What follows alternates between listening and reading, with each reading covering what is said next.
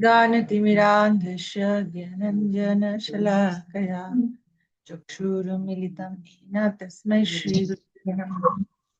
नमोऽयं विष्णुपादाय कृष्णप्रेष्ठाय भूतले श्रीमते भक्तिवेदान्त स्वामिनिधि श्री सरस्वती देवे गौरवाणी प्रचारिणे निर्विशेष शून्यवादी पाश्चात्यदेशतः नमो महावदन्नाय कृष्णप्रेमप्रदायते कृष्णाय कृष्णचैतन्य नाम्ने गौरतिषे हे कृष्ण करुणा सिन्धु दीनबन्धु जगत्पते गोपेश गोपिका कान्त राधाकान्त तप्त काञ्चन गौराङ्गी राधे वृन्दावनेश्वरी वृषभानुसुते देवी प्रणमामि नीलाचलनिवासाय नित्याय परमात्मने बलभद्रा सुभद्रावां जगन्नाथैते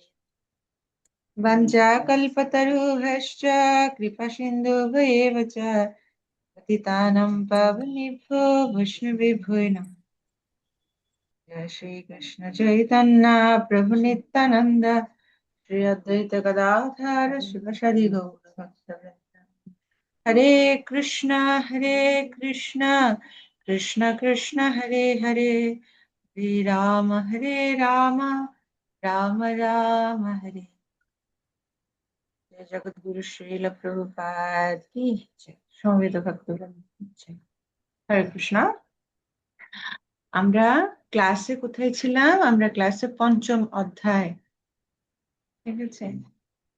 সেখানে আমরা আলোচনা করছিলাম বিবর্তনের মাধ্যমে সিদ্ধির দিকে। কি কি আলোচনা করেছিলাম গত ক্লাসে, কার মনে আছে? গত ক্লাসে কি বিষয়গুলো আলোচনা হয়েছিল? একজন বলতে পারেন? রিডিং পড়েছেন? বই যতটুকু পড়িয়েছিলাম ক্লাসে আলোচনা হয়েছে, আপনারা রিডিং পড়েননি?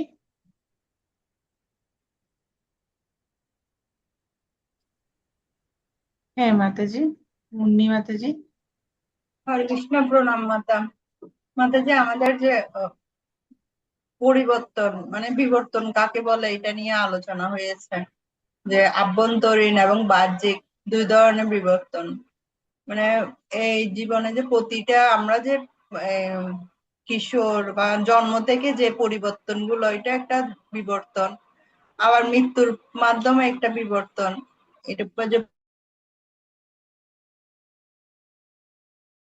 আচ্ছা, তার মানে আমরা বিবর্তনটা কি সেটা জানছিলাম। আচ্ছা, যমুনোত্রী গৌরসেবিনী মাতাজি। কৃষ্ণ প্রণাম মাতাজি। এখানে যে বিষয়গুলো আলোচনা হয়েছে, মানে বিবর্তন পরিবর্তন, মানে বিবর্তনের যে বিষয়, এখানে আবার এখানে যেটা গীতার দ্বিতীয় অধ্যায় 22 শ্লোকের একটা উদাহরণ দেওয়া হয়েছিল, যে অভ্যন্তরীণ পুনর্জন্ম, বাহ্যিক পুনর্জন্ম। মানুষ যেমন পুরাতন বস্ত্র পরিত্যাগ করে নতুন বস্ত্র পরিধান করে, দেহ তেমনি জীর্ণ, শরীর ত্যাগ করে নতুন দেহ ধারণ করে, এটা বিষয়টা আলোচনা করা হয়েছিল। তারপরে এক জীবনে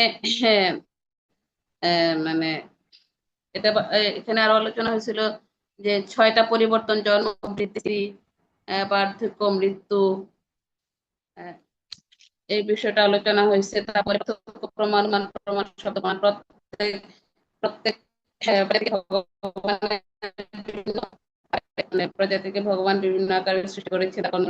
চেতনা অনুসারে আমাদের পরিবর্তন, আত্মার দেহ পরিবর্তনের মাধ্যমে আত্মার বিভিন্ন দেহে পরিবর্তন, নিম্নজনী থেকে উন্নত শরীর প্রাপ্ত হয়, মানে তার অনুযায়ী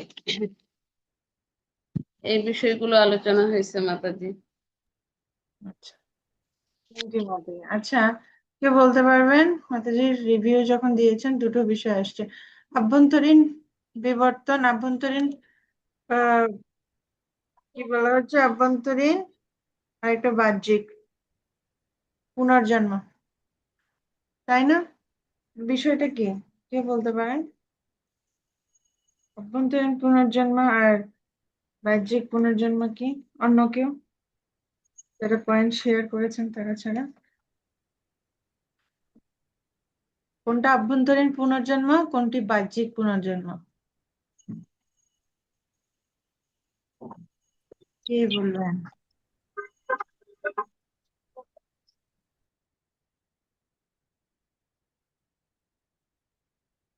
হাত উঠালে আমি বলতে বলবো।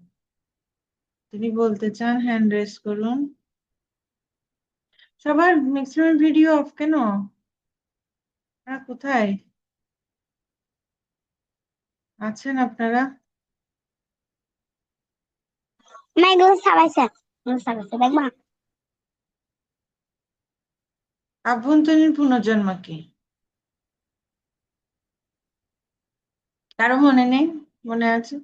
বাপি মাতাজি মনে আছে আভ্যন্তরীণ পুনর্জন্ম কি? যেটা নিজের ভাষায় বললে হবে,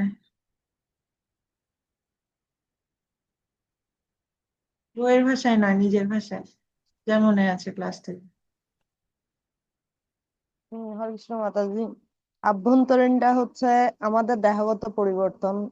এটাই আমি ইয়ে করতেছি, যে শৈশব থেকে কৈশোর, বৃদ্ধ, যৌবন, এটাই। আর বাহ্যিক হচ্ছে পোশাক পরিবর্তনের মতো আমাদের শরীরের নিজের ইচ্ছা মতো যেটা পরিবর্তন করি, বা বয়সের সাথে সাথে যেটা পরিবর্তন হয়।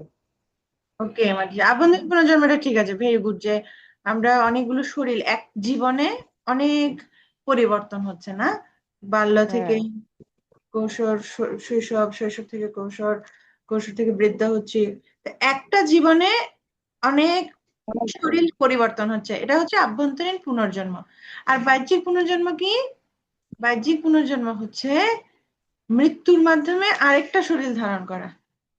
ঠিক আছে, সেটা হচ্ছে বাহ্যিক পুনর্জন্ম। পুনর্জন্ম, আত্মা একটা দেহ পরিত্যাগ করে আরেকটা দেহ ধারণ করছে। ঠিক আছে, একটা জীবন পরিসমাপ্তি করছে, আরেকটা জীবন শুরু হচ্ছে। সেটা হচ্ছে বাহ্যিক পুনর্জন্ম। আর অভ্যন্তরীণ পুনর্জন্ম হচ্ছে একই জীবনে অনেকগুলো দেহ আমরা পরিবর্তন করছি, কিন্তু সেটা আমরা বুঝতে পারছি না। কিন্তু আমরা একটু চিন্তা করলে আমরা বুঝতে পারি, আমাদের শৈশবের সেই দেহটা এখন আছে, সেই দেহটা এখন নেই।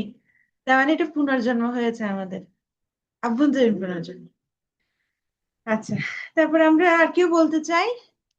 বিবর্তন সম্পর্কে আমরা কিছু তাত্ত্বিক বিষয়গুলো জেনেছিলাম, আসল বিষয় কি ঘটছে না ঘটছে, তাই না? কিভাবে বিবর্তন হয়, ডারউইন কিভাবে বর্ণনা করছে জীবাশ্ম উম, থেকে সেটা প্রমাণ করতে চাইছে যে না বিবর্তন হচ্ছে। বিবর্তনটা কি ওনারা বলতে যাচ্ছে, যেটা এই তথাকথিত বিবর্তনবাদ, সেখানে বলা হচ্ছে কি এক একটা প্রজাতির বিলুপ্ত হচ্ছে, আরেকটা প্রজাতির উদ্ভব ঘটছে। কিন্তু শাস্ত্রে বলছে সমস্ত প্রজাতিগুলো সমসাময়িকভাবে ভগবান সৃষ্টি করেছেন, একই সাথে অবস্থান করেছেন। তো প্রকৃত বিবর্তন কি সেটা শাস্ত্রে বলা হচ্ছে, বিবর্তনের যথাযথ জ্ঞান শ্রীমদ্ ভাগবতমের চতুর্থ স্কন্ধে। হুম, সেখানের শ্লোক আছে যে পশুর পাশবিক জীবন যাপন করে যারা, তারা হচ্ছে কি বিবর্তনের বিপরীত পথে হাঁটে। তো সেখানে বিবর্তন সম্পর্কে শ্রীমদ্ ভাগবতমে বলা হচ্ছে। তো বিপরীত দিকে কেন? বিবর্তনটা কি? বিবর্তন হচ্ছে যে এই নিম্নতর পশু জীবন, নিম্নতর শরীর থেকে আত্মা উচ্চতর শরীর প্রাপ্ত হয়। ঠিক আছে, এটা হচ্ছে নিয়ম, প্রকৃতির নিয়ম। 84 লক্ষ জীবজনী রয়েছে, সেখানে কিছু হচ্ছে নিম্নতর জীবজনী, উচ্চতর জীবজনী। উচ্চতরের মধ্যে মনুষ্য জীবন হচ্ছে সবচেয়ে শ্রেষ্ঠ। তো নিম্নতর দেহ পরিবর্তন করতে করতে করতে করতে মনুষ্য জীবন পাই। ঠিক আছে, এটা হচ্ছে বিবর্তন। তো পদ্মপুরাণে একটা শ্লোক আছে, খুব সুন্দর শ্লোক, আপনাদের বইতে আছে, 67 পৃষ্ঠায় আছে।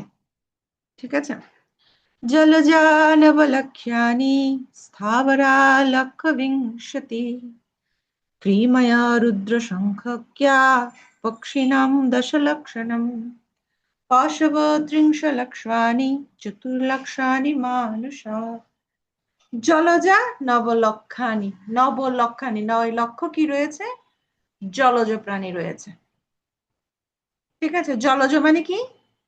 যারা জলে থাকে, মাছ আছে, ঠিক আছে, বিভিন্ন জলজ প্রাণী আছে, কত প্রজাতি রয়েছে? 9 লক্ষ প্রকার।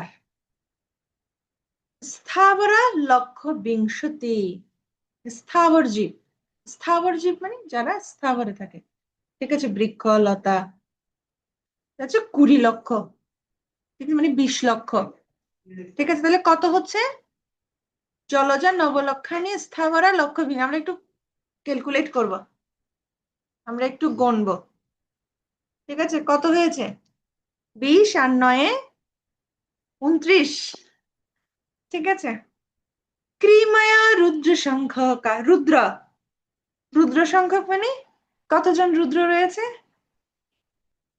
11 রুদ্র। আমরা যে বলি না 11 রুদ্র, 11 জন রুদ্র রয়েছে। তো রুদ্র সংখ্যক মানে হচ্ছে 11, তার মানে 11 লক্ষ কি রয়েছে?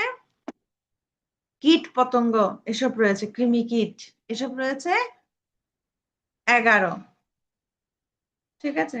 তাহলে আগে ছিল 29, 29-এর সাথে 11 যোগ করলে কত হয়? 40। ইয়েস, স্বাতী মাতাজি ফার্স্ট আছে ম্যাথমেটিক্সে। ওকে, 40 লক্ষ হচ্ছে এখন আমরা হিসাব করলাম। তারপর হচ্ছে পক্ষী নাম 10 লক্ষ নাম। পাখি মানে খেচর, খেচর রয়েছে, পাখি প্রজাতি রয়েছে কত? 10 লক্ষ। তাহলে কত হচ্ছে? 50 লক্ষ, ঠিক আছে। আচ্ছা, পশব 30 লক্ষানি। পশু, পশু রয়েছে কত লক্ষ? 30 লক্ষ প্রজাতি, 30 লক্ষ প্রকার পশু জনি রয়েছে, পশু রয়েছে, ঠিক আছে। তাহলে 50 আর 30 কত হলো? 80। আর 4 লক্ষানি মানুষা। মানুষ কত প্রজাতির রয়েছে, কত প্রকারের রয়েছে? 4 লক্ষ। তাহলে টোটাল কত লক্ষ? 84 লক্ষ জীবজনী রয়েছে, ঠিক আছে। তো এখানে নিম্নতর হতে উচ্চতর জীব শরীরের মধ্য দিয়ে জীব ভ্রমণ করে। যত চেতনা বিকশিত হয় তত সে উচ্চতর দেহ প্রাপ্ত হয়। এটাই হচ্ছে বিবর্তন, ঠিক আছে। আচ্ছা, তো যেমন এখানে আমাদের যেমন মানুষকে একটা প্রজাতি, মানুষ আবার কত প্রকারের রয়েছে? 4 লক্ষ প্রজাতির মানুষ রয়েছে, ঠিক আছে। যেমন শ্বেতাঙ্গ, কৃষ্ণাঙ্গ, কত কত ধরনের প্রজাতির মানুষ রয়েছে, এখানে শাস্ত্রে উল্লেখ আছে 4 লক্ষ প্রজাতির মানুষ রয়েছে। আচ্ছা, তো এই যে আমরা, তাহলে আমরা বিবর্তন ক্ষেত্রে দেখলাম যে প্রকৃত বিবর্তন কি। প্রকৃত বিবর্তন হচ্ছে এই যে জীব দেহে এক একটা শরীর পরিবর্তিত হওয়া, ঠিক আছে? আচ্ছা, আজকে আমরা বাকি অংশটুকু আমরা আলোচনা করব যে পুনর্জন্মের প্রক্রিয়া। গতদিন আমরা অনেকটা তাত্ত্বিক বিষয়গুলো জেনেছিলাম যে এই জাগতিক বিবর্তন বলতে কি বোঝানো হচ্ছে, কিভাবে অ্যাকচুয়ালি এগুলো জেনে থাকা আমাদের প্রয়োজন। না হলে আমাদের মধ্যে, আমরা যখন অন্য তত্ত্ব আমরা শুনবো আমাদের মধ্যে একটা সন্দেহ আসতে পারে। আমরা ভালোভাবে জানলাম। আচ্ছা, এখন আমরা দেখবো যে পুনর্জন্মের প্রক্রিয়া, যে মৃত্যুর সময় কি ঘটছে। আমরা বলছি পুনর্জন্মের ক্ষেত্রে কি হচ্ছে, একটা শরীর, বাহ্যিক পুনর্জন্মের কথা বলা হচ্ছে, ঠিক আছে। এখানে পুনর্জন্ম মানে বাহ্যিক পুনর্জন্মের কথা বলা আছে। পুনর্জন্মের সময় একটা শরীর পরিবর্তন করছে আত্মা, কি ঘটছে তখন, ঠিক আছে। আচ্ছা, তারপর কিভাবে এই বিভিন্ন শরীরগুলো ডিজাইন করা হয়, এত শরীর কিভাবে আমরা পাচ্ছি, ভিন্ন ভিন্ন শরীর আমরা পাচ্ছি। তারপর মানব জীবন যে কিভাবে একটা আশীর্বাদ বা একটা জাংশনের মতো, ঠিক আছে। কিরকম আমরা জাংশন দেখেছি? আমরা জাংশন দেখিনি যেখানে অনেকগুলো রেল লাইন, সেখান থেকে যেমন কমলাপুর রেল স্টেশন, এটা একটা জাংশন। এখান থেকে ট্রেন চট্টগ্রাম যায়, চট্টগ্রাম আসে, বিভিন্ন জায়গায় যায়, তাই না? জাংশন মানে যেখান, একটা স্টেশন যেখান থেকে বিভিন্ন দিকে সেটা যায়। তাই মানব দেহটা হচ্ছে একটা জাংশন, যেখান থেকে আমরা চাইলে আমরা নিম্নজনে প্রাপ্ত হতে পারি আমাদের বাসনা অনুসারে, কর্ম অনুসারে। আবার চাইলে আমরা আমরা ঊর্ধ্ব লোক প্রাপ্ত হতে পারি, ঠিক আছে। আচ্ছা, তারপর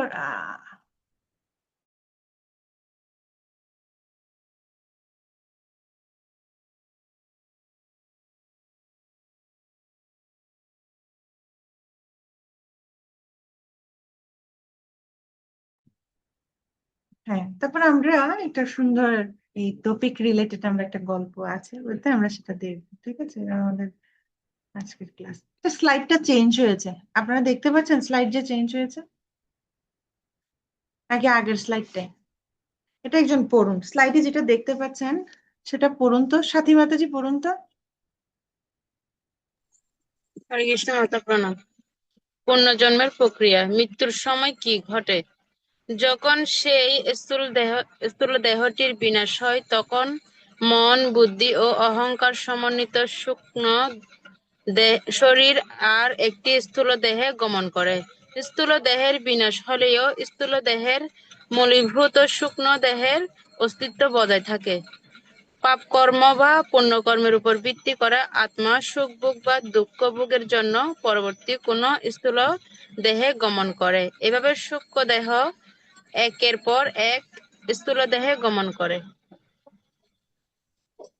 মানে আমরা দুটো দেহ সম্পর্কে আমরা এখানে দেখছি, একটা হচ্ছে স্থূল দেহ, একটা হচ্ছে সূক্ষ্ম দেহ, তাই না? আচ্ছা, তাহলে স্থূল দেহ হচ্ছে এই যে আমাদের বাহ্যিক যেটা আমরা দেখতে পাচ্ছি সেটা হচ্ছে স্থূল দেহ। এর ভিতরে একটা দেহ রয়েছে, আত্মার আরেকটা আবরণ রয়েছে, সেটা হচ্ছে সূক্ষ্ম দেহ, যেটা মন, বুদ্ধি, অহংকার। তো যখন আত্মা একটা শরীর ত্যাগ করে, কোন শরীরটা ত্যাগ করে, কোন দেহটা ত্যাগ করে? স্থূল দেহটা ত্যাগ করে, কিন্তু সূক্ষ্ম দেহটাকে সঙ্গে নিয়ে ও পরবর্তী দেহে গমন করে। তো আত্মা এই যে দুঃখ কষ্টগুলো ভোগ করে কিসের মাধ্যমে? শরীরের মাধ্যমে, ঠিক আছে? কেননা আত্মা হচ্ছে নিত্য শাশ্বত ভগবানের অবিচ্ছেদ্য অংশ, যেটা হচ্ছে আমরা আমরা ভগবানের নিত্য অবিচ্ছেদ্য অংশ। আত্মাকে কাটা যায় না, পোড়ানো যায় না, শুকানো যায় না, রোদে শুকানো যায় না। কিন্তু আত্মা, আমি, এই দেহটা দ্বারা আবরণ হওয়ার ফলে আমরা কি মনে করছি? আমরা হচ্ছি এই দেহ। তো যার ফলশ্রুতিতে কি হয়, দেহটা দুঃখ কষ্ট ভোগ করে, আত্মা সেটা অনুভব করে যে আমি দুঃখ কষ্ট ভোগ করছি। অ্যাকচুয়ালি আমরা যদি আত্মচেতনায় থাকি আমরা কোনো দুঃখ কষ্ট ভোগ করব না, কিন্তু আমাদের কর্মফল পাপ বা পুণ্যকর্ম আত্মা কিসের মাধ্যমে ভোগ করে? দেহের মাধ্যমে ভোগ করে, ঠিক আছে? তো সূক্ষ্ম দেহ নিয়ে আত্মা একের পর এক শরীর গ্রহণ করে, অর্থাৎ সূক্ষ্ম দেহটা আত্মার সাথে সবসময় থাকে, কিন্তু স্থূল দেহটা পরিত্যাগ করে, ঠিক আছে? আচ্ছা, এরপর আমরা দেখি এখানে কি বলছে। তাই মৃত্যুর পর আরেকটা দেহ যে লাভ হয়, কিসের ভিত্তিতে হয় এটা আমরা মনে রাখবো তিনটা বিষয় অনুসারে। বাসনা, কিসের বাসনা? মৃত্যুকালীন সময়ের বাসনা। মৃত্যুর সময় যে যেটা চিন্তা করবে পরবর্তীতে সে সেই ফল লাভ করবে। বাসনা, কর্মফল এবং তিন গুণের প্রভাব, এই তিনটা বিষয় অনুসারে পরবর্তী দেহটা লাভ হয়ে থাকে, ঠিক আছে? বাসনা, কর্মফল এবং ত্রিগুণের প্রভাব, ঠিক আছে? তো যেমন একজন মানুষ, এখানে একটা রেফারেন্স দেওয়া আছে যে একজন মানুষ মৃত্যু সজ্জায়, সে ডাক্তারকে বলছে আমাকে আরো কিছুদিন, আমি মরতে চাই না, আমার কাজগুলো আমি কিছু শেষ করে যাইনি, আমাকে আরেকটু বাঁচিয়ে বাঁচিয়ে রাখুন। হুম? মানে ওনার অনেক প্ল্যান, ওর অনেক পরিকল্পনা, তাই না? আমরা দেখি যে ডাক্তারকে, না ডাক্তার আরো কিছু একটু আমাকে সুযোগ দিন, কিন্তু না আছে এই অধিকার ডাক্তারের, না আছে কোনো যন্ত্রের, কারো কোনো এই অধিকার নেই, না? মৃত্যুকে কেউ ঠেকাতে পারে না। কিন্তু আমরা দেখতে পাই যে মৃত্যু মরণান্ন ব্যক্তিরও অনেক পরিকল্পনা থাকে, সে ছেড়ে যেতে চায় না, সে পরিকল্পনাগুলো ছাড়তে চায় না। তো এই পরিকল্পনাগুলো কি হয়? তার সূক্ষ্ম দেহ, অর্থাৎ মন, বুদ্ধি, অহংকার, এই পরিকল্পনাগুলো নিয়ে ভগবান তাকে আরেকটা সুযোগ দেয়, আরেকটা দেহ প্রাপ্ত হয়।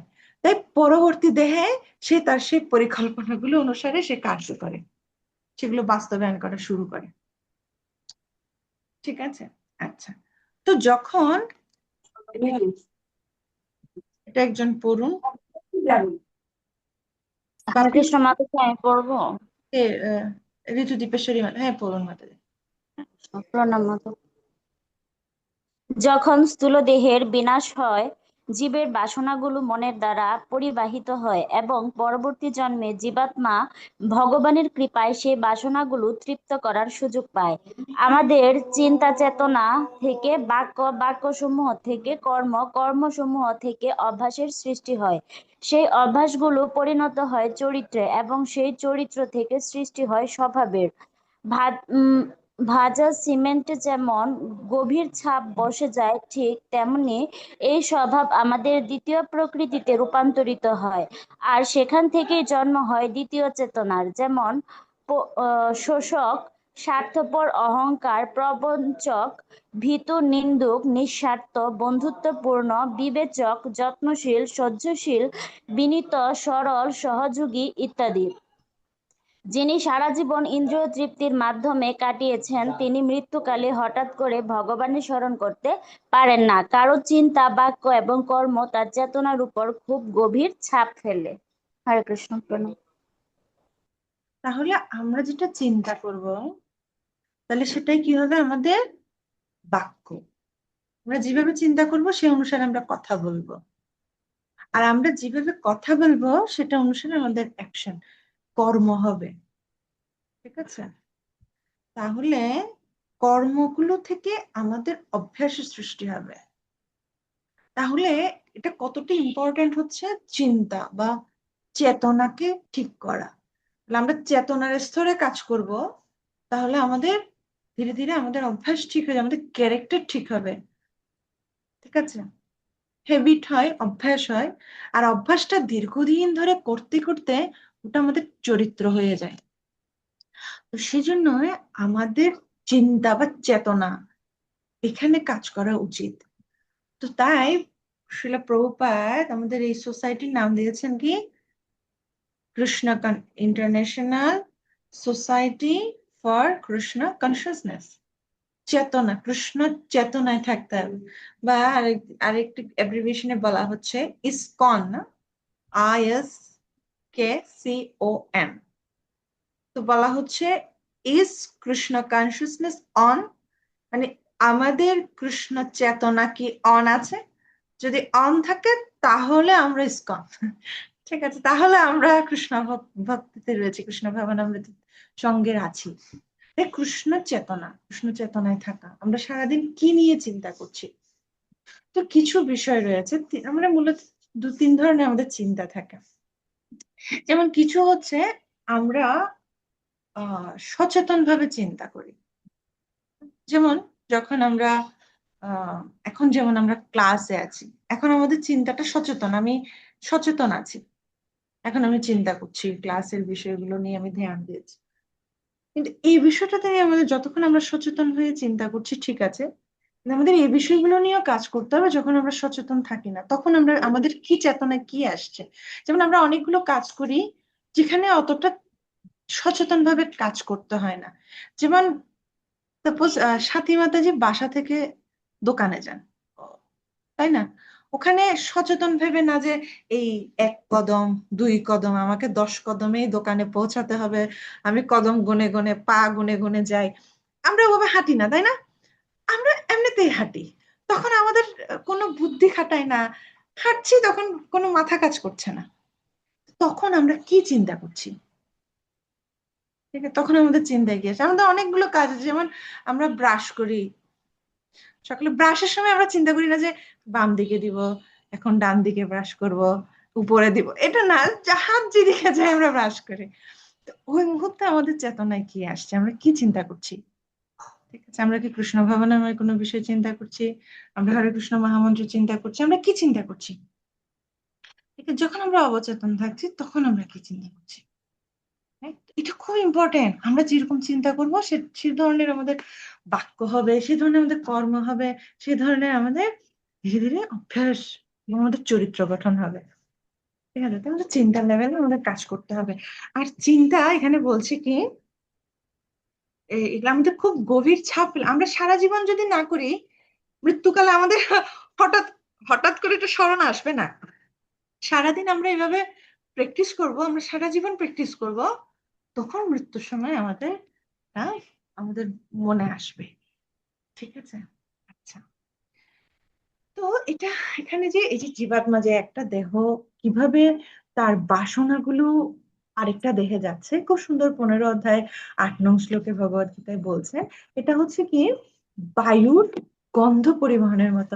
যে ঠিক যেমন কোনো ফুলের সৌরভ, কোনো একটা সুন্দর সেন্ট, তা আমরা কি হয়, আমরা বায়ু কি করে বাহিত করে নিয়ে আসে, আমরা দেখতে পাই না যে ও এটা সেন্টটা ভাসছে, আমরা তো চোখে দেখতে পাই না, কিন্তু সেটা আমরা অনুভব করতে পারি, তাই না? এভাবে বায়ুর মাধ্যমে দেখা না গেলেও সেটা হয়। আবার দেখা যাচ্ছে কোনো বাজে দুর্গন্ধ, ঠিক আছে, ডাস্টবিনের গন্ধ, সেটাও বায়ু দ্বারা বাহিত হয়ে আমাদের নাকে আসছে, সেটা দেখা যাচ্ছে না কিন্তু সেটা বাহিত হচ্ছে।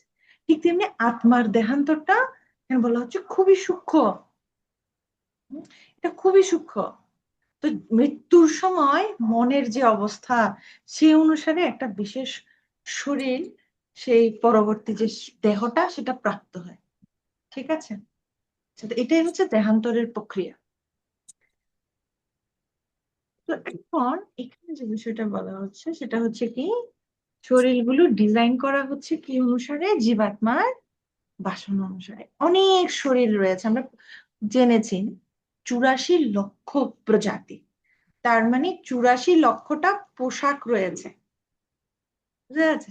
84 লক্ষ ধরনের ড্রেস আছে। এগুলো ড্রেস গুলো কিভাবে ডিজাইন করা হয়েছে? এটা হচ্ছে জীবাত্মার বাসনা অনুসারে। আচ্ছা, এটা কে পড়বেন? অন্য কেউ?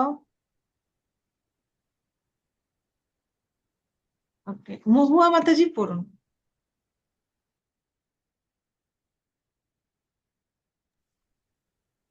হরে কৃষ্ণ পরমাত্মা। শরীরগুলি ডিজাইন করা জীবাত্মার বাসনা অনুসারে। 84 লক্ষ প্রজাতি আবার বিভিন্ন উপভোগে বিভক্ত। এই সকল প্রজাতি প্রতিটি জীবসত্তার চেতনার উপর একটি জড় দৃশ্যমান আবরণ দান করে। সুতরাং এই স্থূল জড় দেহটি হচ্ছে সূক্ষ্ম দেহে সঞ্চিত পূর্বজীবনের বাসনার একটি প্রকাশ মাত্র। একটি আত্মাকে যখন কোনো মানব দেহ দেয়া হয়, যখন সে মল ত্যাগ করে তখন মলের অসহ্য উৎকণ্ঠ গন্ধে সে তার নাক বন্ধ করে থাকে। আর একটি আত্মাকে যখন শূকর দেহ দেয়া হয় তখন তার কাছে মলের গন্ধ অত্যন্ত সুগন্ধিময় বলে মনে হয়। সে মল সংগ্রহ এবং খাওয়ার জন্য সাগ্রহে ও অধৈর্যভাবে অপেক্ষা করে থাকে। এভাবে জীবের পূর্বজন্মের বাসনা অনুসারে আত্মাকে নির্দিষ্ট ধরনের চোখ, নাক, জিহ্বা, কান, ত্বক ইত্যাদি প্রদান করা হয়। প্রণাম মাতা। ধন্যবাদ। তাহলে কিভাবে শরীরগুলো দেয়? বেদে বলা হচ্ছে কি, কোন জীবাত্মা যেভাবে উপভোগ করতে চায়, মানে সে যেভাবে উপভোগ করতে চায়, পরবর্তীতে তাকে সেই ধরনের ইন্দ্রিয়গুলো দিয়ে তাকে একটা শরীর দেয়। হ্যাঁ, যেমন কেউ যদি বলছে আহ হ্যাঁ, আচ্ছা, এখানে বলছে হ্যাঁ, যে যেমন কেউ কারো যদি ঘুমানোর ইচ্ছা থাকে, বেশি বেশি ঘুমানোর ইচ্ছা থাকে, তাহলে জড় প্রকৃতি তাকে পরবর্তী জন্মে একটা মেরু ভাল্লুকের দেহ দান করবে, যেন আত্মীয় স্বজনদের কোনো উপদ্রব ছাড়াই সে বহু বহু মানে সে বছর 6 মাস ঘুমে ভূত হয়ে থাকতে পারে। যেটা চায় সে যেভাবে ইন্দ্রিয় উপভোগ করতে চায়, মানে এই শরীরটা প্রাপ্ত হয়েছি আমরা, মনুষ্য শরীর।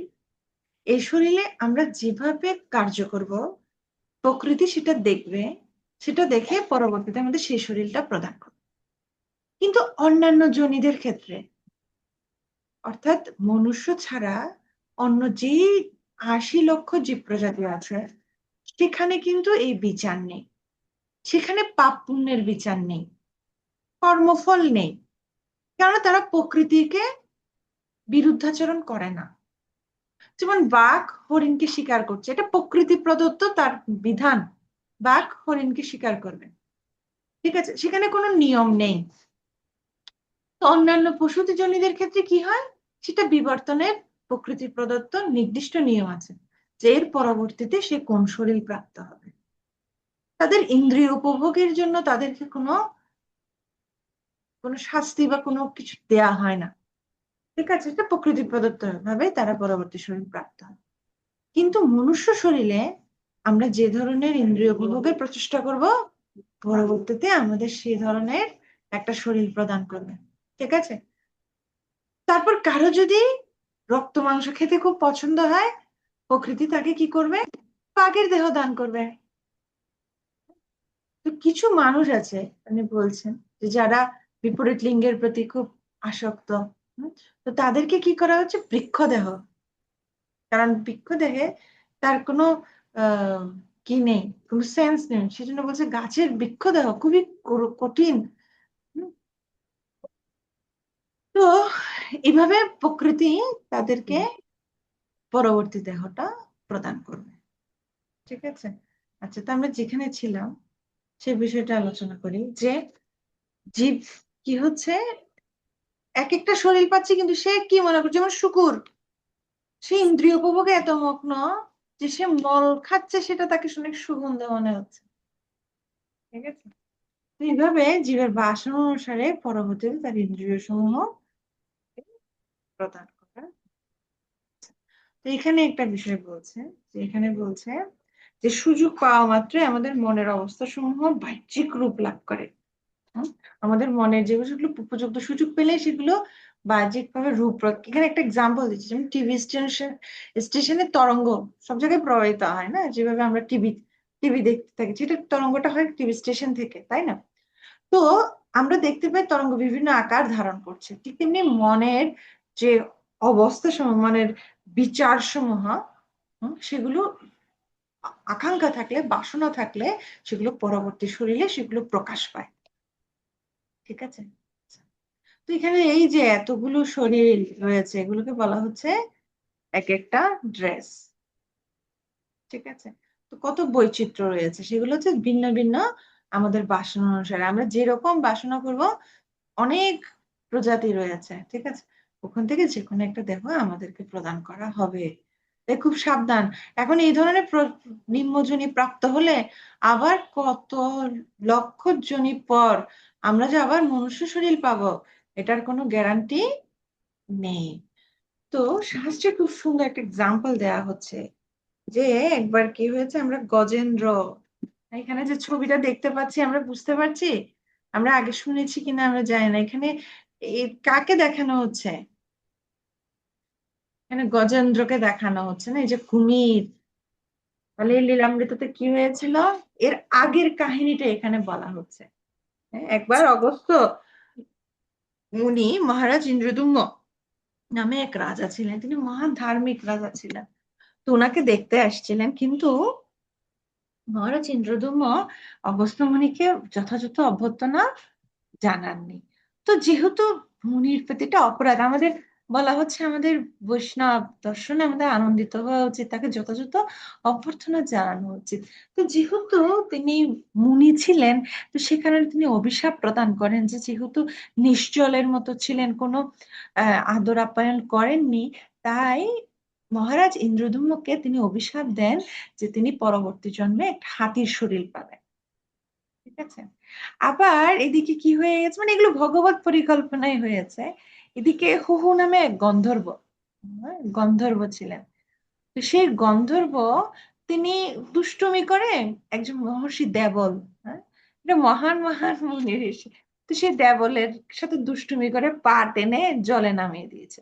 তো তখন মানে যেহেতু এটা জীবের পানির জীবের মতো আচরণ করেছে, হুহুও অভিশপ্ত হয়, মানে যে গন্ধর্ব ছিলেন তাকে অভিশাপ দেয় দেবল ঋষি, কি যে তুমি কুমির হও। হ্যাঁ।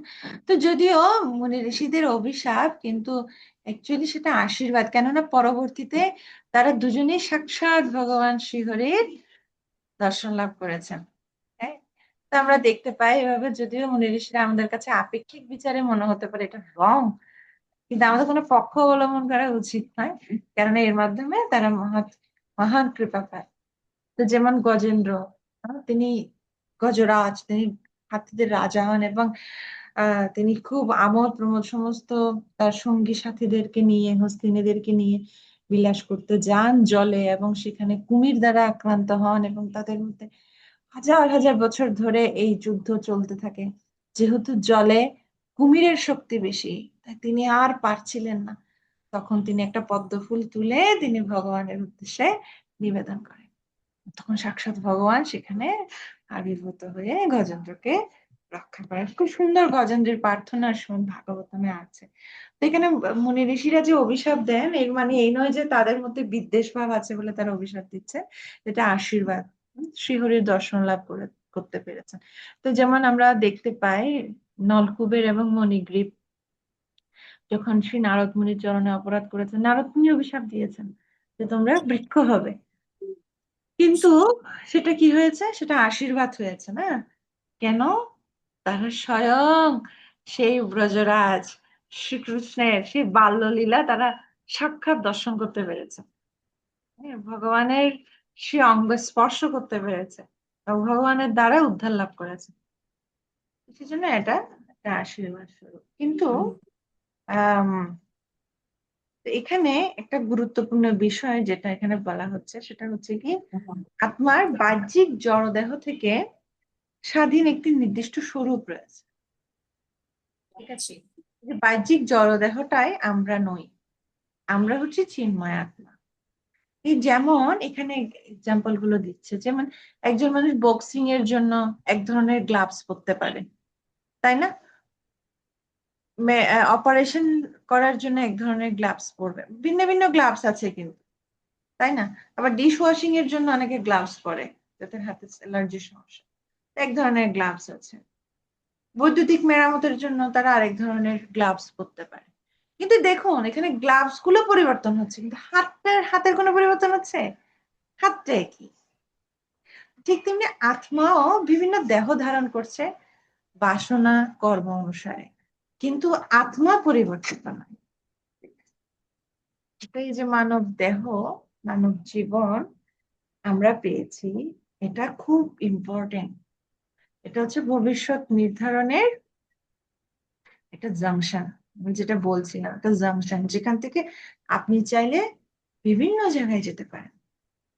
তাই আমাদের কার্যের উপর ডিপেন্ড করবে আমরা কি ঊর্ধ্বগতি প্রাপ্ত হব, নাকি আমরা আবার নিম্নজনী প্রাপ্ত হয়ে এই এই জন্ম মৃত্যুর চক্রে আমরা বারবার বারবার বিভিন্ন শরীরে একই কাজ, বিভিন্ন শরীরে একই কাজ করতে করতে করতে করতেই থাকবো, 84 লক্ষ জীবজনীর মধ্যে ঘুরপাক খেতেই থাকবো।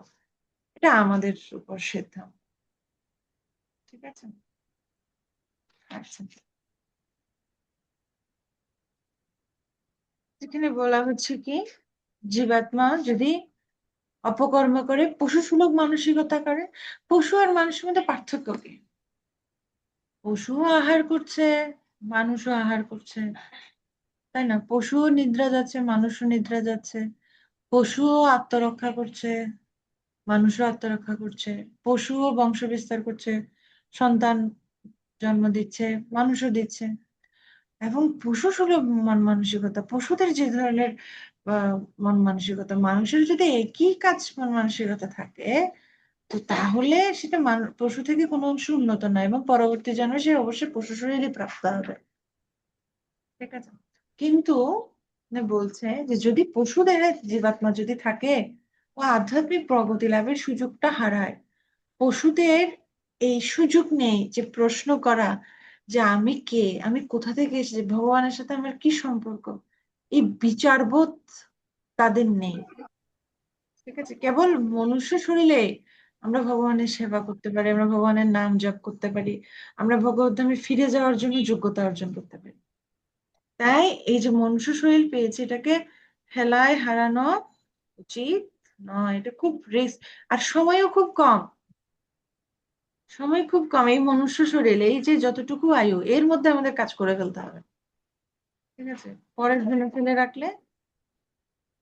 তো শ্রীমদ্ ভাগবতমের এখানে একাদশ স্কন্ধের 9ম অধ্যায়ের 28 নং শ্লোকের বলছে ভগবান, এটার হেডলাইনটা হচ্ছে ভগবান কেবল একটি মাত্র উদ্দেশ্যে মানব দেহ সৃষ্টি করেছে। তো ভগবান নিজের মায়া শক্তিকে বিস্তারের মাধ্যমে বদ্ধ জীবাত্মাদের বসবাসের জন্য অসংখ্য জীব প্রজাতি সৃষ্টি করেছে। কি কি সৃষ্টি করেছেন? বৃক্ষ, সরীসৃপ, পশু পাখি প্রভৃতি দেহ সৃষ্টির পরও ভগবান অন্তরে তৃপ্তি পেলেন না। তারপর তিনি মানব দেহ সৃষ্টি করলেন, যা বদ্ধ জীবকে পরম সত্যকে উপলব্ধি করার জন্য পর্যাপ্ত বুদ্ধিমত্তা প্রদান করে থাকেন, তারপর তিনি সন্তুষ্ট হলেন। তাহলে মানব দেহ সৃষ্টির পিছনে কি উদ্দেশ্য? সেটা হচ্ছে পরম সত্যকে উপলব্ধি। ঠিক আছে, পরম সত্যকে উপলব্ধি করার জন্য আমাদের প্রচেষ্টা করতে হবে। আমরা যদি সেই গদবাঁধা বাকি জীবজনির মতো একই কাজগুলি করে থাকি, তাহলে মনুষ্য শরীর পাওয়ার কোনো বিশেষত্ব নেই। ঠিক আছে, তো যেমন বলছে কেবল মানব দেহে কোনো জীবাত্মার শপথ গ্রহণের সমর্থ হয়। কি কি শপথ সে করতে পারে? সে সংকল্প নিতে পারে। যে তিরুপতি এখানে কিছু বলা, যেমন বালাজির পবিত্র পাহাড়ে উঠে, মানে কি সে সংকল্প করতে পারে, না আমি ভগবানকে দর্শন করতে যাব, আমি তীর্থ পরিক্রমা করব। যেমন সবাই তিরুপতি বালাজিতে গিয়ে তার ভগবানের নিকট চুল অর্পণ করে, মানে এটা হচ্ছে ভগবানের কাছে একটা শরণাগতির একটা আহ নিদর্শন হয় আর কি। এখানে বলছে অনাসক্তির অভ্যাস করে। তো ব্রহ্মচর্যের শপথ পালন, মানে এই বিষয়গুলো কি করতে পারে মানুষ, জীবাত্মার শপথ করতে পারে মনুষ্য দেহে। অন্য দেহে পেলে সে কখনো কি শপথ করতে পারে? যেগুলোর গুরুত্বটা সে বুঝবে না, যে মানুষ শপথ করতে পারে কি যে আমরা উপবাস করব। আমাদের ভক্তি বৈভব করছি আমরা, সেখানে আমার একজন প্রভু রয়েছে, উনি সংকল্প নিয়েছেন যে পৃথু মহারাজের সেকশন চলছিল, তো পৃথু মহারাজ তিনি 100 অশ্বমেধ যজ্ঞ করার সংকল্প নিয়েছিলেন না। পৃথু মহারাজ 100টা অশ্বমেধ যজ্ঞ করেন। তখন উনি ওই প্রভু চিন্তা করছেন যে তাহলে এখন কলিযুগ চলছে, এখন তো অশ্বমেধ যজ্ঞ করা যাবে না, তাহলে আমি কি সংকল্প নিব? আমি 100টা নির্জলা কি করব? 100টা নির্জলা একাদশী করার সংকল্প। ঠিক আছে, তো এই যে সংকল্প, যে না আমার পারমার্থিকতা আমার সংকল্প গ্রহণ করতে হবে। ঠিক আছে, ইন্দ্রিয় সংযমের জন্য সংকল্প। তো এগুলো পশুজনই পারবে? এখানে বলছে আপনি কখনো কুকুরকে দেখবেন ও ব্রহ্মচর্য পালনের শপথ গ্রহণ করছে? হ্যাঁ, না, পশুজনিতে এটা সম্ভব না, কিন্তু মনুষ্যজনিতে আমরা ইন্দ্রিয় সংযম করতে পারি। ঠিক আছে, আমরা উন্নততর জ্ঞান লাভ করতে পারি, আমরা ভগবানের সেবা ভালোভাবে করতে পারি। ঠিক আছে? তো সেই জন্য বলছি মানুষ ভগবত ধামে ফিরে যাবে, নিজের চেতনাকে প্রস্তুত করতে পারে শপথ গ্রহণ করতে, ভালো পারমার্থিকতা। এটা একটা সুযোগ। আচ্ছা, তো বিশেষত বদ্ধ জীবাত্মাদের মুক্তিকে ত্বরান্বিত করার জন্য ভগবান এই মানব দেহের সৃষ্টি করেছে। সেজন্য যে মানব দেহের অপব্যবহার করে সে নরকে যাওয়ার জন্য পথ সুগম করে। তাই শাস্ত্রে খুব সুন্দর সুন্দর ভাগবতের শ্লোক রয়েছে, বলা হচ্ছে এই মনুষ্য দেহকে কিসের সাথে তুলনা করা হচ্ছে? একটা তরণী, নৌকা। গুরু হচ্ছে গুরু কর্ণধার, গুরু হচ্ছে সেই নাবিক। ঠিক আছে, শাস্ত্র সমূহ হচ্ছে অনুকূল বায়ু। এই তো সুযোগ সুবিধা পাওয়া সত্ত্বেও কেউ যদি সেগুলোর সুযোগের অসৎ ব্যবহার করে বা সৎ ব্যবহার না করে, তাহলে তাকে কি বলা হচ্ছে? সে সুইসাইড করছে, সে আত্মহত্যা করছে, আত্মহা। আচ্ছা, শঙ্করাচার্য বলছে যে আমাদের এই দেহটা ক্ষণস্থায়ী, কিন্তু আত্মা হচ্ছে নিত্য। কিন্তু আত্মা এই দেহ ধারণ করে বারবার জন্ম মৃত্যু জরা ব্যাধির চক্রে ঘুরছে। তাই শঙ্করাচার্য কি বলছেন? পুনরূপী জননম পুনরূপী মরণম পুনরূপী জননী জঠরে শয়নম ইহ সংসারে বহু দুস্তরে কৃপয়া পারে পাহি মুরারে। অনুবাদটা খুব সুন্দর। হে মুরারি, ভগবান শ্রীকৃষ্ণ, আমি বারবার জন্ম মৃত্যুর তরঙ্গে নিক্ষিপ্ত হচ্ছি, আমি বারবার জন্মগ্রহণ করতে এবং বারবার মৃত্যুবরণ করতে বাধ্য হচ্ছি। এভাবে আমি লক্ষ লক্ষ মাতৃ জঠরে পরিভ্রমণ করে আসছি। আপনি অনুগ্রহ করে আমার প্রতি কৃপা বর্ষণ করুন, যাতে এই দুর্দশাপূর্ণ অবস্থা থেকে নিস্তার লাভ করতে পারি। আমরা চাই না, আমরা বারবার জন্ম মৃত্যুর চক্রে আসতে চাই না। সে একই কষ্ট বারবার বারবার বারবার, আমরা এখান থেকে নিস্তার লাভ করতে চাই। তো আমাদের কি হচ্ছে? পূর্বকর্ম অনুসারে এবং বাসন অনুসারে আমরা কখনো কুকুরের দেহ অতিবাহিত হচ্ছে, কখনো পশু দেহ, বিভিন্ন দেহ পাচ্ছি, আবার ঘুরে ফিরে একটু কখন নাগরদোলার দুলতে দুলতে কখনো নিচে কখনো উপরে, অনেক জনের পর কখনো মনুষ্য শরীর পাচ্ছে। যদি আমরা শুদ্ধ ভগবানের শরণাগত, শুদ্ধ ভক্ত ভগবানের শরণাগত ভক্ত না হওয়া পর্যন্ত আমাদের এই একের পর এক আমাদের দেহ লাভ করতে হবে। কিন্তু যদি আমরা ভগবানের ভক্ত হই তাহলে কি হবে? অন্তকালে চ মামেব স্মরণ মুক্তকালে এবার যা প্রয়াতি সমদ্ভাবম জাতি নাস্তত্র সংশয়। যদি আমরা ভক্তি করি, যদি আমরা সারা সারা জীবনে আমরা জপ করি, আমরা একাদশী পালন করি, আমরা গ্রন্থ পড়ি, আমরা ভক্ত সঙ্গ করি, তাহলে ঈশোপনিষদে খুব সুন্দর একটা শ্লোক আছে, তাই না? ঈশোপনিষদের সেই শ্লোকটাতে কি বলা হচ্ছে যে হে কৃষ্ণ, হে ভগবান, আমি ভুলে যেতে পারি কিন্তু আমি তোমার জন্য যা যা কিছু করেছি তুমি মনে রাখবে। ঠিক আছে? তো তখন মৃত্যুর সময় আমাদের কোনো কারণে যদি আমাদের কফ পিত্ত বায়ু দ্বারা কণ্ঠ অবরুদ্ধ হয়ে যায়, আমাদের চেতনা যদি ঠিক আমরা যদি কি হয়ে যায়, আমরা কোমাতে চলে যায়, আমাদের কোনো সেন্স নেই, কিন্তু কৃষ্ণ আমাদেরকে মনে করিয়ে দেবে। কিন্তু কখন? যদি আমরা সারা জীবন করি, ঠিক আছে, তখন আমরা কৃষ্ণকে বলতে পারবো কৃষ্ণ আমি তোমার জন্য করেছি, আমি তোমার নাম গুণাদি কীর্তন করেছি। কিন্তু না করলে কি হয়? এই কলিযুগে প্রতিদিন নিয়মিতভাবে হরে কৃষ্ণ মহামন্ত্র জপ করার মাধ্যমে ভগবত ধামে ফিরে যাওয়ার জন্য প্রয়োজনীয় শুদ্ধতা সহজেই অর্জন করা যায়। কত সহজ! প্রতিদিন নিয়মিতভাবে হরে কৃষ্ণ মহামন্ত্র জপ করবো আর টিকিট কনফার্ম, ভগবত ধামে ফিরে যাওয়ার টিকিট কনফার্ম, আর এই নাগরদোলার মতো ঘুরতে হবে না। ঠিক আছে? সহজ। হরে কৃষ্ণ কৃষ্ণ কৃষ্ণ হরে হরে, হরে রাম রাম রাম। তো এখানে একটা গল্প আছে আপনাদের বইতে, সেই গল্পটা হচ্ছে কৈলাসের গল্প।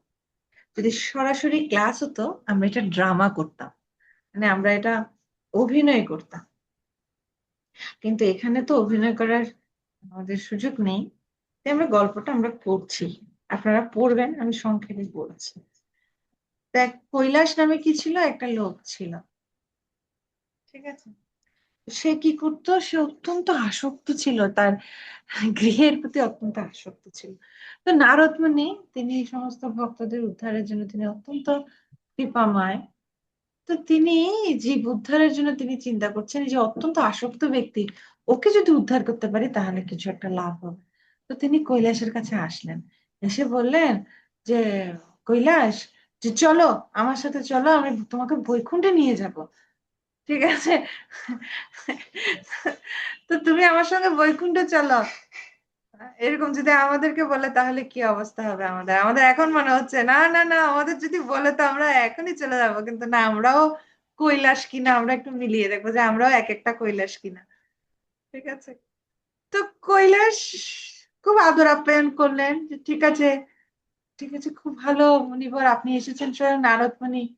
বলছে হ্যাঁ হ্যাঁ, ঠিক আছে, খুব ভালো প্রস্তাব, কিন্তু কিন্তু আমাকে ক্ষমা করুন, আমি যাব, আমি আপনার সাথে যাব। আপনি এত সুন্দর একটা প্রস্তাব দিচ্ছেন, মানুষ বৈকুণ্ঠে কত তপস্যা করে যেতে পারে না, আমি আপনার সাথে যাব, কিন্তু আমার সন্তানরা এখনো ছোট ছোট, আমি যদি চলে যাই তাদের দেখাশোনা কি করবে?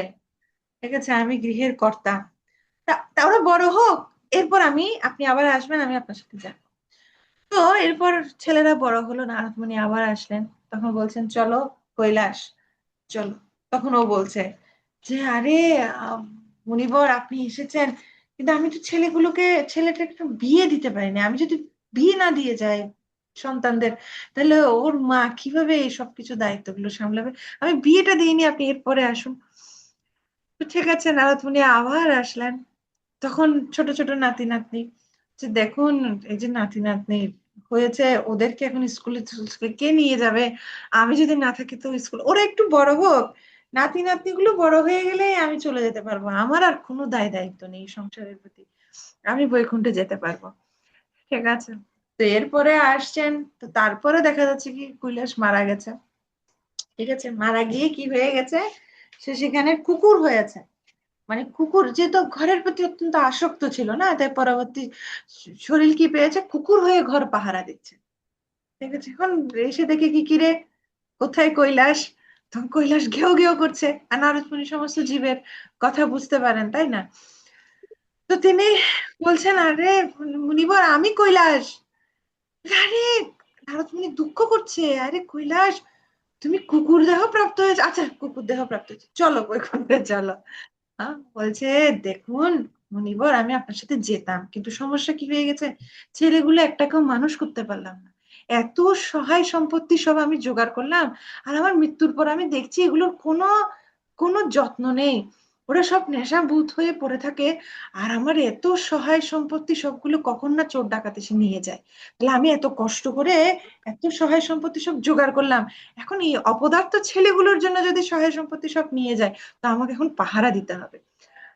আর একটু ওরা কিছু জ্ঞান বুদ্ধি হোক, তখন আমি চলে যাব। তো এরপরে এসে দেখে কি কুকুর দেহ পরিত্যাগ করে সাপ হয়েছে, এবং সে খেতে মানে পাহারা দিচ্ছে, শস্য ক্ষেতগুলো পাহারা দিচ্ছে। তখন নারদমণি বলছে, তখন নারদমণিকে দেখে ফুসফুস করছে, নারদমণি আমি কৈলাস। তখন নারদমণি বলছে এখন তো চলো। তো বলছে না মুনিবার, আসলে হচ্ছে এই যে প্রচুর পরিমাণে কীটপতঙ্গ একটা কি করছে, শস্য নষ্ট করছে। তো এই শস্যগুলো এত ক্ষেত খামারি ওরা সব নষ্ট করে দিবে। তখন রাধুনি বলছে না না, ওকে কিছু একটা শাস্তি দিতে, মানে কিছু একটা শায়েস্তা তার করতে হয়। তখন সাপ সাপ করে বলছে, আর তখন ছেলেরা এসে তাকে পিটিয়ে তাকে মেরে ফেলেছে। তো এটা হচ্ছে কৈলাসের কাহিনী। ঠিক আছে, তো সে বলছে আরে আমাকে মারছো কেন, কিন্তু কেউ তো ওকে চিনতে পারছে না যে ও যে কৈলাস, তাই না?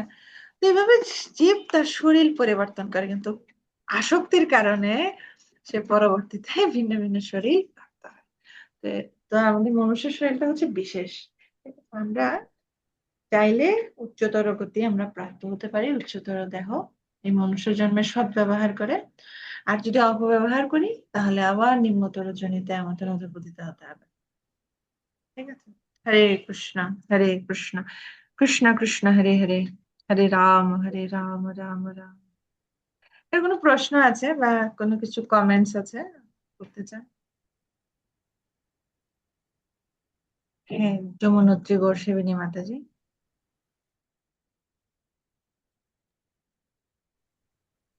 মাতাজি, হরে কৃষ্ণ প্রণাম।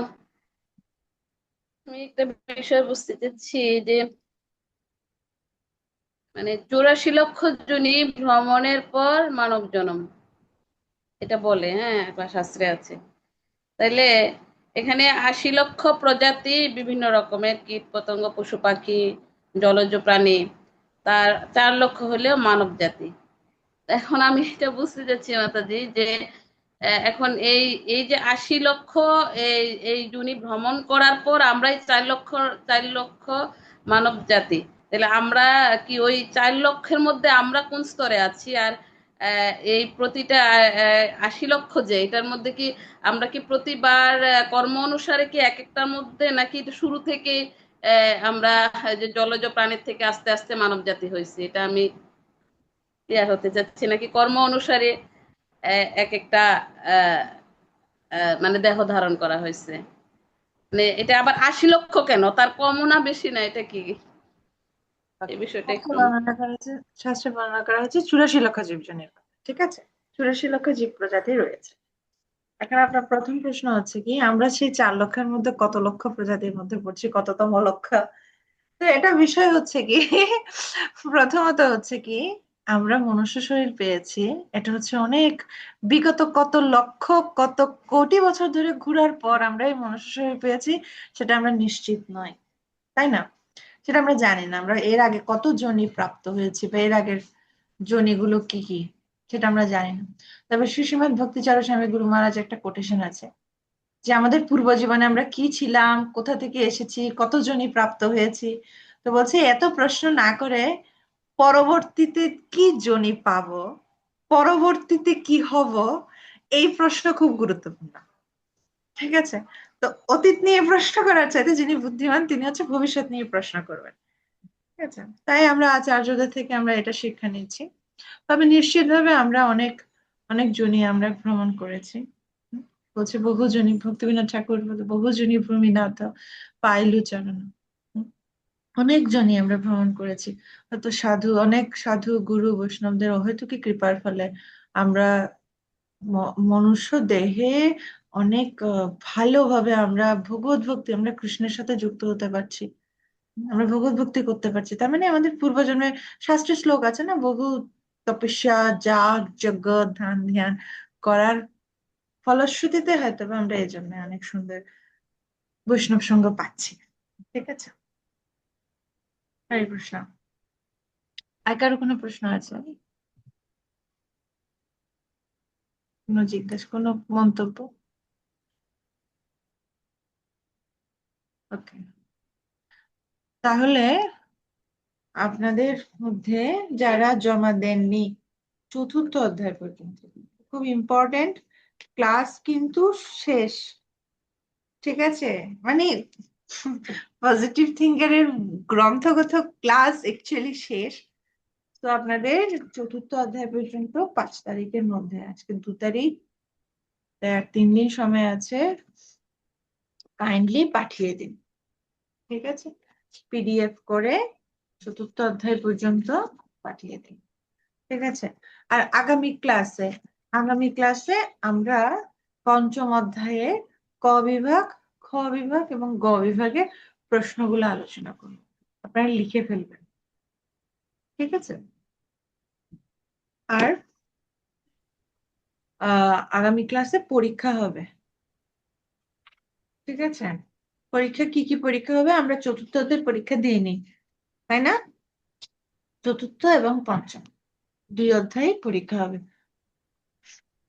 ঠিক আছে, হরে কৃষ্ণ মাতাজি। হ্যাঁ মাতা, এই যে মৃত্যুর পর জীবাত্মা তার বাসনা, কর্মফল এবং ত্রিগুণের প্রভাব অনুসারে অন্য আরেকটি দেহ লাভ করে। তো বাসনা ঠিক আছে, মানে মৃত্যুর সময় আমার যেটা মনে থাকবে বা আমি যেটা চাইবো, কর্মফল আমার এই জন্মের যত কর্ম করেছে এটার ফল। ত্রিগুণের প্রভাব অনুসারে তখন আমি কোন গুণে থাকবো, এটা এটা কিভাবে? হ্যাঁ, আমরা যে গুণের দ্বারা প্রভাবিত সেই গুণ অনুসারে পরবর্তীতে, ঠিক যেমন আমরা আমাদের মধ্যে সত্য রজতম, আমরা প্রত্যেকে এই জড়জগৎ আমরা এই 3 গুণের দ্বারা প্রভাবিত থাকি, তাই না? তো আমরা যে গুণ দ্বারা প্রভাবিত, যেমন কেউ যদি তমগুণের হয়, তার মধ্যে স্বভাব কি? সে নিদ্রা, আলস্য, প্রমাদ, এসব হচ্ছে তার স্বভাব। ঠিক আছে, আমরা কোন সময়ে আমাদের স্থিতি অনুসারে আমরা কোন গুণ দ্বারা, যেমন কেউ রজগুণী, রজগুণী স্বভাব কি? সে অত্যন্ত ক্রোধী, অত্যন্ত কামাসক্ত, আহ, আসরিক স্বভাব, সে হচ্ছে রজগুণী। আর সত্যগুণী মানে হচ্ছে সে দান ধ্যান যজ্ঞ এসবের প্রতি সে আকৃষ্ট। আর ভক্ত মানে সে নির্গুণ স্তরে অবস্থিত। তো যে কোনো জীব যে গুণের, সে পরবর্তীতে সেই গুণের, কেউ যদি তমগুণী হয় সে পরবর্তীতে তমগুণের শরীর প্রাপ্ত হবে। যেমন জীবজনী রয়েছে না, এই যে বিভিন্ন পশুজনী রয়েছে, এখানে কিছু পশু হচ্ছে তমগুণের পশু, যেমন বানর। ঠিক আছে, হচ্ছে তমগুণের পশু। হ্যাঁ, রজগুণের পশু হচ্ছে কি? বাঘ, সিংহ, এগুলো রজগুণের পশু। ঠিক আছে, তো এভাবে ভাগ আছে। তো প্রকৃতি ভুল নেই, ঠিক আছে, আমার কথা হচ্ছে সেখানে ক্যালকুলেশন, সেখানে কোনো ম্যানেজমেন্টের কোনো ভুল হবে না, সেটা একদম নির্ভুল। ঠিক আছে, এই পর্যন্ত কোনো কেস নেই যেখানে ভুল হয়েছে। ঠিক আছে, সেটা খুব নির্ভুল ভাবে হবে। তাই আমাদের খুব প্রচেষ্টা করা উচিত যে না, আর কোনো শরীর নয়, আর কোনো চ্যালেঞ্জ নয়, এই জন্মে ভগবত ধামে এই মনুষ্য শরীর পেয়েছি, এটাতেই ভগবত ধাম যেতে হবে। ঠিক আছে, চিত্রা, আপনি সব, মাতাজি, ঠিক আছে, হ্যাঁ চিত্রা। আচ্ছা পরীক্ষা যে হবে, মাতাজি পরীক্ষা যে হবে এটা কি ওই পূর্বের সিস্টেমে ওইভাবে দিবেন? হ্যাঁ অনলাইনে, অনলাইনে পরীক্ষা? হ্যাঁ হ্যাঁ, অনলাইনেই হবে। হ্যাঁ হরে কৃষ্ণ মাতাজি, এই যে বলা হয় না যে মানে আমি যদি এখন এই জন্মে ভগবত ভক্তি না করি তাহলে আমাকে 84 লক্ষ জনে আবার ভ্রমণ করতে হবে, তারপরে আবার মানব শরীর পাবো। তো এখন 84 লক্ষের মধ্যে যেমন বাঘও পড়ে গরুও পড়ে। এখন আমার যদি গরুর স্বভাব থাকে তাহলে আমি গরু হবো, আর কখনো বাঘ হচ্ছি না। কিন্তু আর ঘুরে ফিরে তো 84 লক্ষটা পূরণ করে তারপরেই তো মানুষ হবো। তাহলে এটা বলার মানেটা কি যে আমার বাসনা অনুসারে আমি শরীর পাবো? হ্যাঁ, কারণ আমার তো 84টাই না, হতে হচ্ছে। এখানে ভাগ 84 লক্ষ। আছে, এখানে ভাগ আছে। ওকে, আমরা আমাদের বাসনা অনুসারে পরবর্তী দেহ পাবো, কিন্তু বাসনা অনুসারে পরবর্তী দেহ পাবো মানে যে সেটা পশু শরীর হতে হবে এরকমও কথা নেই।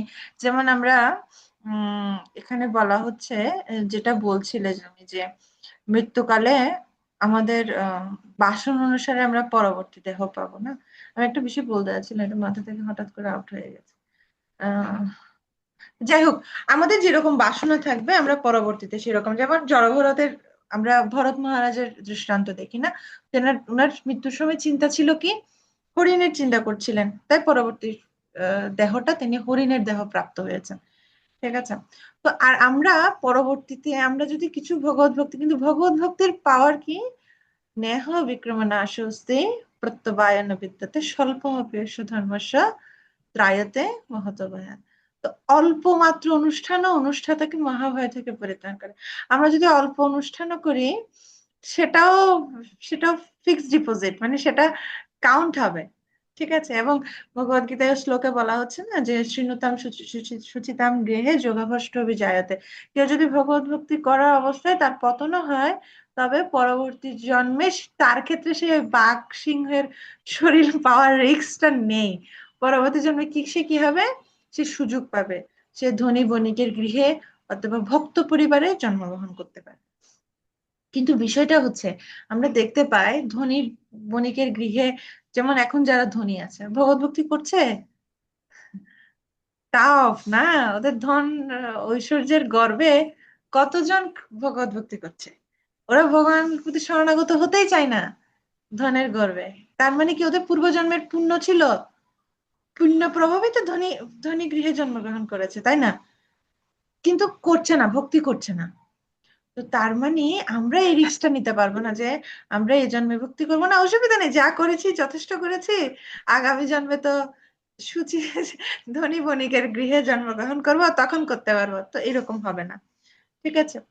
আর যারা, আর পশুজনী কারা প্রাপ্ত হবে, যারা অত্যন্ত রাজসিক, যারা যেভাবে, এই যে আমরা প্রকৃতি ইন্দ্রিয় উপভোগে যেরকম মগ্ন, আমরা আজকে ক্লাসে আলোচনা করেছি না, আমরা ইন্দ্রিয় উপভোগের জন্য যেরকম বাসনা করব, প্রকৃতি আমাদেরকে সেভাবে শরীর প্রদান করবে। তোমার প্রশ্নের উত্তরটা সে ক্লাসে ছিল যে কেউ যদি বাঘের কি কি কয় মাংসাহারের প্রতি আসক্ত হয়, পরবর্তী জন্মে সে বাঘের শরীর পাবে। ঠিক আছে? কেউ যদি অত্যন্ত ঘুম মানে নিদ্রা আলস্য হয়, তাহলে সে ভাল্লুকের শরীর, মানে প্রকৃতি সে যে ধরনের বাসনা করবে তাকে সুযোগ দিবে। ঠিক আছে, এই শরীর নাও, ঠিক আছে, তুমি তুমি সেই শরীরে উপভোগ করো। হুম, তো সেই না, অনুসারে। আমার কোশ্চেনটা ছিল ধরেন কারো মানে মাংস খাওয়ার ইচ্ছা না, অন্য ধরনের ইচ্ছা আছে কিন্তু ভগবত ভক্তি করে না। তো দেখা গেল ও অনেক ধরনের শরীর পেলো, কিন্তু ওকে তো 84 লক্ষটা শেষ করতে হবে। তো ওকেও তো একদিন না একদিন তো না, বাঘ হতেই ওকে হবে। ওকে যে ধরনের শরীর দিবে, সাপোজ, ওকে প্রকৃতি ভাবে এটা ফিক্সড, ওকে, যে কোন কোন শরীরের পর কোন শরীর, এটা প্রকৃতির ভাবে একটা ফিক্সড একটা একটা সাইকেল আছে, যে এই শরীর নিম্ন নিম্ন থেকে উচ্চ পর্যায়ের শরীরগুলো রয়েছে। ঠিক আছে, একটা সিস্টেমেটিক ওয়ে আছে। তাহলে সে যে শরীরটা পাবে, এর পরবর্তী শরীরগুলো তাকে ফিল আপ করতে হবে। এখন আমরা জানি না যে এর পরবর্তী কতগুলো শরীর পর সে মনুষ্য শরীর পাবে, এটা আমরা জানি না, কিন্তু সেটা তাকে ফিল আপ করতে, এমন নয় যে তাকে 80 লক্ষের একদম ফার্স্ট ওয়ানে চলে যেতে হবে, এরপর তার শরীরের উপর ভিত্তি করে বাকি যোনিগুলো তাকে ফিল আপ করতে হবে। সেই জন্য বলা হচ্ছে যে যখন পশু বধ করা হয় তখন অপরাধ হয় কেন, তার ক্রম উন্নতির পথকে বাধা দেয়া হয়, কারণ তার একটা নির্দিষ্ট আয়ু আছে ওই শরীরে। ঠিক আছে? তার সেই আয়ুটা ফিল আপ করে সে মারা যাবে, এর পরবর্তীতে সে নেক্সট শরীরটা পাবে, অর্থাৎ সেই পশু শরীরের ক্রম উন্নত উন্নতির যে শরীর সেটা সে পাবে। কিন্তু তাকে যদি হত্যা করা হয় তাহলে সেই উন্নতিতে বাধা দেয়া হয়। হ্যাঁ, তো সেই জন্য এটা অপরাধ হিসেবে বলা হয় যে পশু হত্যা করা উচিত নয়। ঠিক আছে, বুঝা গেছে? এভাবে যতটা শরীর তার আছে সিস্টেমে সেটুকু ফিল আপ করে সে হয়তো বা মনুষ্য শরীর পেতে পারে। আর মাতাজি পরীক্ষাটা কি মঙ্গলবার ওই যে ফর্মের সিস্টেম হবে নাকি লিখিত হবে অনলাইনে বলেছেন যে? আচ্ছা, এটা অনলাইনে হবে, বৃহস্পতিবার না, মানে আমি আমি প্রশ্ন দিয়ে দিব তো, তো সেখানে আচ্ছা। একদিন ডিউরেশন থাকবে, এর মধ্যে উত্তরটা জমা দিতে হবে, কেমন? অন্তরা মাতাজি। হরে কৃষ্ণ মাতা, প্রণাম। মাতা, আমার একটা জিনিস জানার ছিল। মাতা, আমার কথা বোঝা যাচ্ছে? হ্যাঁ মাতাজি, ক্লিয়ার, বলুন। মাতাজি, বলতেছি যে আমরা যদি এই জন্মে ভগবত ভক্তি কমপ্লিট করতে না পারি, তাহলে তো ভগবান শ্রীকৃষ্ণ মানে গীতায় বলছে যে কোন সম্রাট পরিবারে বা বৈষ্ণব পরিবারে আমাদের জন্ম হবে। তো বৈষ্ণব পরিবারে তো জন্ম হলে ভগবত ভক্তি করার চান্স থাকে, কিন্তু সম্রাট পরিবারে তো চান্স থাকে না, উল্টা তখন আরো ভোগ বিলাস বেড়ে যায়। তাহলে ভগবান মানে এরকম কেন বললো যে সম্রাট পরিবারে জন্ম? একটু সম্ভ্রান্ত বোঝা। পরিবারে, হ্যাঁ, এটা তো সম্ভ্রান্ত পরিবারের জন্য, যাতে সম্ভ্রান্ত পরিবারে অভাবের জন্য যাতে আমরা ভগবত ভক্তি করতে বাধা না হয়, সেজন্য ধনী বণিক পরিবারে, ঠিক আছে, যাতে আমরা আমরা খুব ভালোভাবে, আজকে ভগবানকে এটা দিতে পারি, এটা কি করছে, আমার আম দিতে ইচ্ছা করছিস, টাকা নেই, আম কিভাবে দিবে ভগবানকে, ঠিক আছে, তখন প্রাচুর্য থাকবে, কিন্তু এই জন্যই তো বলছি রিস্ক নেওয়া যাবে না। এখন ধনী বণিক পরিবারে জন্মগ্রহণের পর দেখা যাচ্ছে কি আমরা ভোগ বিলাসে মত্ত হয়ে গেছি, তখন তো ভগবত ধামে আর যাওয়া যাবে না, ঠিক আছে। বা ভক্ত পরিবারে জন্মগ্রহণ করার পরও দেখা যাচ্ছে কি আমাদের বাসনার অনুসারে আমরা সেভাবে ভগবত ভক্তি অনুশীলন করছি না, আরেকটার জন্য রিস্ক নেওয়া যাবে না, সেজন্য এই জন্মেই এই জন্মেই যেতে হবে, ঠিক আছে, পরবর্তীর ওটা চিন্তা করা যাবে না।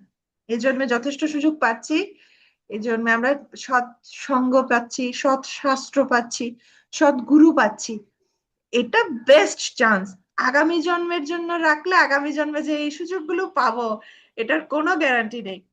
আরেকটা কথা আছে, আরেকটা রিস্ক আছে, যে আমাদের এই 10,000 বছর ধরে এই গোল্ডেন টাইম বলা হচ্ছে, শিল প্রভুপাদের এই আন্দোলন 10,000 বছর ধরে চলবে। তো এই শরীর ত্যাগের পর এখানে বিষয় আছে, সাপোজ আমরা স্বর্গ এমন পুণ্য করলাম যে স্বর্গে চলে গেছে, বলছে অনেকে কি করে স্বর্গ প্রাপ্ত হবে, স্বর্গে গেলে এখন 10,000 বছর এদিকে ফুরিয়ে গেছে, এদিকে আমার পুণ্যকর্ম ভোগ শেষ, তখন স্বর্গ থেকে এখানে আসলে 10,000 বছর শেষ, তখন আর শরীর প্রাপ্ত হয়ে তো আর লাভ নেই, তখন আর সৎ শাস্ত্র পাবেন না, সৎ গুরু পাবেন না, সৎসঙ্গ পাবেন না, ঠিক আছে। তো এই 10,000 বছর থাকতে থাকতে এখন আমাদের যদি লাখ, যেমন এখানে ভাগ আছে না, যে আমাদের এটা স্বর্গে যাওয়াটা এটা আকাঙ্ক্ষিত নয়, ভক্তরা আকাঙ্ক্ষা করেন না, ঠিক আছে, তাই এই জন্মেই ভগবতম যেতে হবে, এটাই হচ্ছে এক সহজ হিসাব। মীনাক্ষী গান্ধর্বীকে মাতাজি। তো নাম্বার কত? তাতে কি আমাদের এটা রিটেন পরীক্ষা কখন দিবেন? রিটেন রিটেন পরীক্ষার ডেটটা কখন দিবেন? মাতাজি, আপনার কথাটা বুঝতে পারছি না, মানে আবার বলবেন। আমাদের যে পজিটিভ থিঙ্কার কোর্স, এটার রিটেন পরীক্ষার ডেটটা কখন দিবেন? হ্যাঁ মাতাজি, আগামী ক্লাসে আমি ডিক্লেয়ার করে দিব। কথা বোঝা যাচ্ছে না। মডিউল, হ্যাঁ আমি বুঝতে পেরেছি মাতাজি, আপনাদের মডিউল গুলো ফুললে আসতে হবে, ঠিক আছে, না হলে রেজাল্ট, আপনাদের নাম আসবে না, রেজাল্ট পাবলিশড হবে না, সো রিটেন ভাইবা আমি ডেট আগামী আগামী সপ্তাহে দিয়ে দিব, ঠিক আছে। মাঝে কাইন্ডলি আরেকবার শেয়ার করবেন, আমি শুনতে পাইনি হ্যাঁ কি বলেছেন। হ্যাঁ, আমি বলছি আপনাদের চতুর্থ পঞ্চম অধ্যায়ের পরীক্ষা হবে এই সপ্তাহে, ঠিক আছে, মানে আগামী সপ্তাহে আর কি পরীক্ষা হবে, এরপর আমি ডিক্লেয়ার দিব রিটেন, মানে ফুল এক্সাম, যেটা ফাইনাল এক্সাম, রিটেন এবং ভাইবার ডেট আমি বলবো, কিন্তু আপনাদের মডিউল ফিল আপ করে চতুর্থ অধ্যায় পর্যন্ত, সেটা খুব ইম্পর্টেন্ট, যদি আপনারা সেটা জমা না দেন আপনাদের নাম এন্ট্রি হবে না, আপনাদের আপনাদের মানে রেজাল্ট পাবলিশড হবে না, ঠিক আছে, তাই মডিউলটা ফিল আপ করে জমা দেওয়াটা খুব ইম্পর্টেন্ট, চতুর্থ অধ্যায় পর্যন্ত পিডিএফ করে সবাই জমা দিয়ে দিন, ঠিক আছে, বুঝা গেছে এতটুকুই? আচ্ছা, ঠিক আছে, ঠিক তাহলে আছে, আমি এখানে রাখছি। হ্যাঁ মাতাজি, আর কিছু জিজ্ঞাসা আছে? না মাতাজি ঠিক আছে, ঠিক আছে। হ্যাঁ, আচ্ছা, ঠিক আছে, সবাইকে ধন্যবাদ। যারা ভিডিও অফ রেখেছেন, আমি জানি না আপনারা ক্লাসটা পুরোপুরি বুঝতে পেরেছেন কিনা। তাহলে সব কথা শেষ কথা হচ্ছে, যেমন এই কলিযুগে দেবতারাও প্রার্থনা করছেন এই কলিযুগে মনুষ্য শরীর প্রাপ্ত হওয়ার জন্য। ঠিক আছে, এটা বিশেষ। আমরা এই বিশেষ সুযোগ পেয়েছি, আমরা আর বিবর্তন এই সমস্ত কিছু পরবর্তী শরীর এটার আশা করবো না। এখন যে সুযোগগুলো আমরা পাচ্ছি পুরোপুরি নিজেকে গড়ে তোলার জন্য আমরা প্রচেষ্টা, আমাদের প্রচেষ্টা যখন দেখবে ভগবান, তখন ভগবানের কৃপা হবে। আর যখন এই দুইটো বিষয় একসাথে হবে, আমাদের প্রচেষ্টা প্লাস ভগবানের কৃপা, তখন আমরা সাফল্য লাভ করতে পারি। ঠিক আছে, জয় জগৎগুরু শ্রীলা প্রভুপাদ কি জয়, সমবেত ভক্তবৃন্দ কি জয়, তাই গৌর